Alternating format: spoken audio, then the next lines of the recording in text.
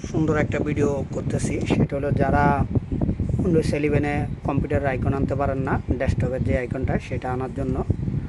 তো সবাই এভাবে চলে আসবেন।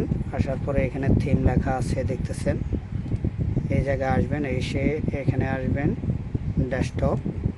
তা আসার পরে এখানে দেখতেছেন আইকনগুলা অলরেডি শো করতেছে। তো শো করলে কি করবেন, অ্যাপ্লাই, ওকে, পারমিশন দিয়ে দিবেন, তাহলে আপনার এই যে আইকনগুলো সাইডে চলে আসবে।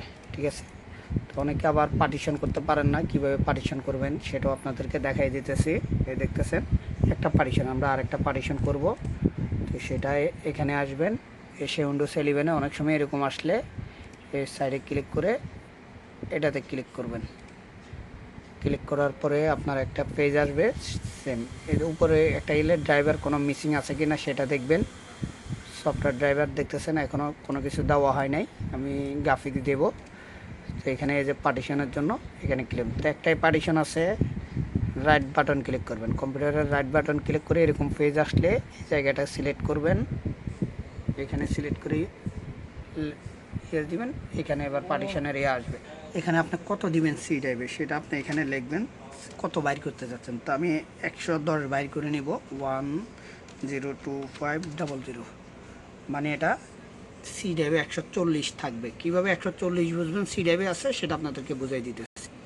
আপনার নিচে যেটা শো করতেছে এই যে এটা হলো সিতে থাকবে 140, আর এটা 100 আপনি বাইর করে নিতেছেন।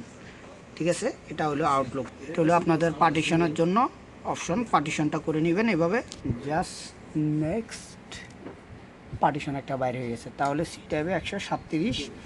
আর হলো যায় একটা পার্টিশন আছে, just okay, next next next next দিয়ে দিবেন, একটা পার্টিশন হয়ে গেছে। ডি টাইপ শো করছে, পাশে এখানে কম্পিউটার আইকন আইসা দেখতেছেন একটা পার্টিশন শো করতেছে। একবার ইজি এভাবে পার্টিশনগুলো আপনারা করতে পারবেন ঘরে বসে।